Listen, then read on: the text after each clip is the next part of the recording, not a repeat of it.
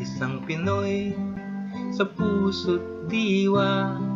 Pinoy na isinilang sa ating bansa.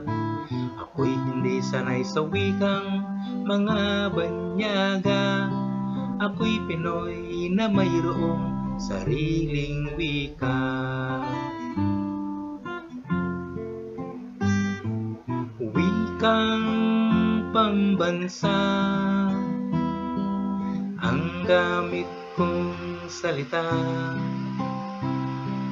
Bayan kong sinilangan, hangad ko'y lagi ang kalayaan.